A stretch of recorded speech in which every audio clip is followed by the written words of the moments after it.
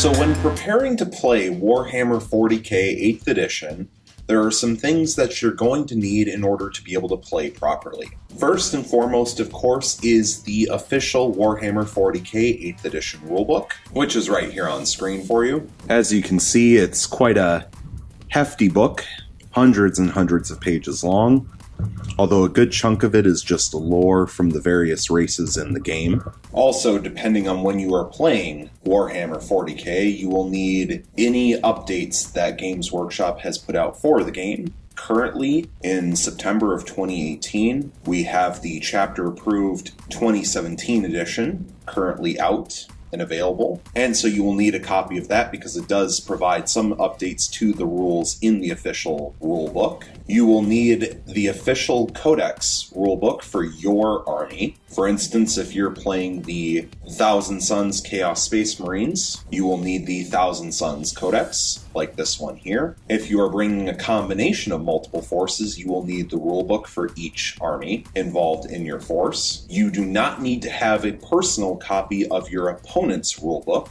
unless you are, of course, playing against yourself, or if you want to know exactly what your opponent has for stats and rules. You could, of course, have a copy of every rulebook out there so that you are never taken by surprise, but you need to make sure that you have a rulebook for your personal army. And finally, when it comes to official rules, you need to have access to the most recent FAQs for not only the official rules, but also your personal army's rules, and of course the chapter approved, and any big FAQs that Games Workshop comes out with in between. For me personally, I like to go online because they are available for free online, the FAQs are at least, and print them off, put them in a binder so that I always have access to a physical copy so that I don't have to go looking for things online every time I want to look up a rule. And in general, I personally will check once every couple of weeks just to see if Games Workshop has put out anything new.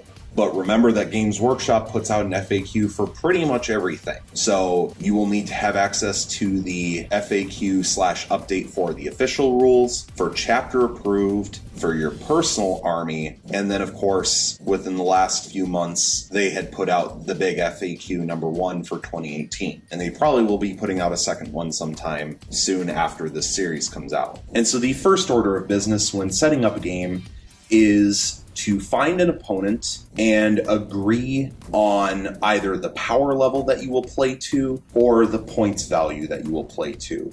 And what I mean by that is that within a matched play game, you and your opponent need to agree to first either build your armies based off of their power levels or their points value, and then agree to a limit for each army. The slightly more balanced of the two is points because that takes into account the value of the weapons and not just the base models. So let's say, for instance, you and your opponent agree to play a 1,500 point game. That means that you are allowed to build an army where the total value of each model in your army and all of their war gear and weapons added up together does not exceed 1,500 points. And your opponent will do the same. The reason for this is to try to make the game as fair and balanced as possible within the rules. Now, you are always allowed to bring less than the set limit that you and your opponent agreed on. So if you and your opponent agreed on bringing 1,500 points, you could bring 1,300 if you really wanted to,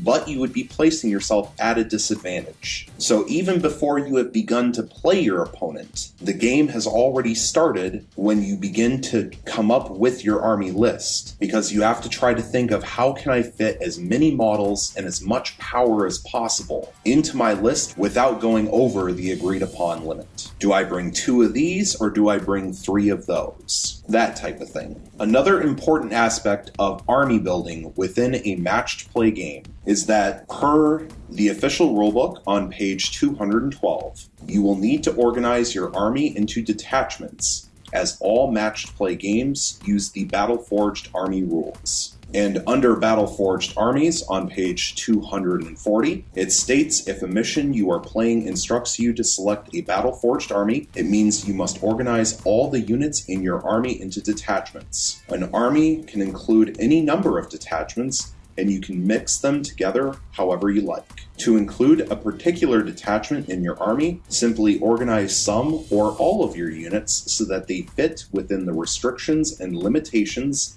detailed for that particular detachment. But the main takeaway from being battle forged with all of your units in a detachment or multiple detachments is that you can't just bring whatever you want. You do have to have some restrictions on the way that you build your army, because otherwise you would be more likely to have an unfair matchup. If one side brought all giant tanks and the other side brought simply infantry, the side with the tanks would be very difficult for the infantry to take down. So by forcing both sides to group their forces into detachments with some restrictions and limitations, it provides a way for both armies to be more balanced against each other and be able to equally do damage. Now, that doesn't mean that all armies are equal and that each army has exactly a 50% chance of winning the game. Some armies naturally are just going to be a little bit better or a little bit worse than others, because nothing is perfectly balanced, but that's why we constantly have the FAQs and updates coming out. So once you and your opponent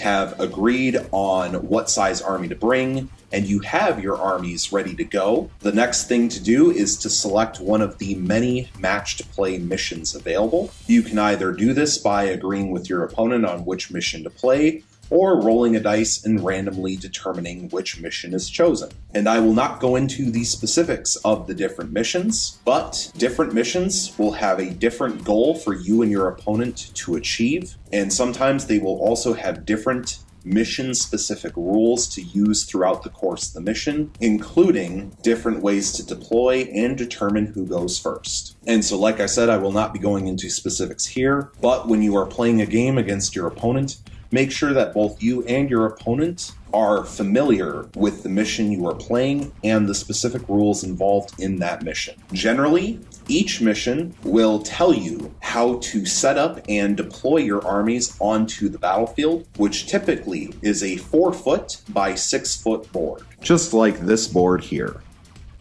Typically, when it comes to deployment, the way that it works is you will roll off, or there will be some other factor that determines who begins to deploy first, and you will go back and forth with your deployment until finally both sides have set up all of their units on the board or in reserves, meaning that they start off the board but will come onto the board later in the game. Generally, whoever finishes deploying first will have an advantage in determining who can go first in the game.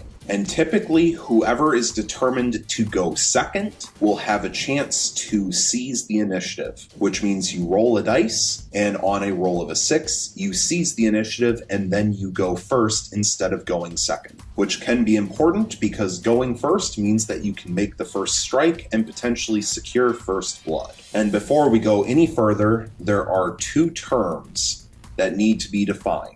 First is player turn, and second is game turn. So a player turn is made up of all of the different actions and phases that a player can take with their army. And we will go over each of the individual phases in later episodes, but it is broken up into beginning of the player turn, movement phase, psychic phase, shooting phase, charge phase, fight phase, morale phase, and end of player turn. And so a single army will go through all of those different phases without their opponent being able to interrupt them. However, there are certain times within some of those phases that your opponent will have a chance to respond. But if it is your player turn, you will get to move, and then you will get to attempt to manifest psychic powers, and then you will get to attempt to shoot before your opponent can attempt to move or cast psychic powers or shoot. The second term that needs to be defined is game turn. And a game turn is made up of 2 player turns, yours and your opponent's. And in a typical game, each game can last at least 5 game turns. So meaning at least 5 player turns for yourself and 5 player turns for your opponent. Also, whoever has the first player turn in the first game turn, meaning whoever goes first, will always have the first player turn in each subsequent game turn. So if you go first, your opponent will always go second, and then it will go back and forth until the game is over. One other thing to note before this episode ends is that because all of your units have been placed into detachments and your army is battle forged because of that, depending on what detachments you bring, you will have a certain number of command points to use over the course of the game. And command points are important because they allow you to use your army's specific stratagems, which will have a command point cost associated with them.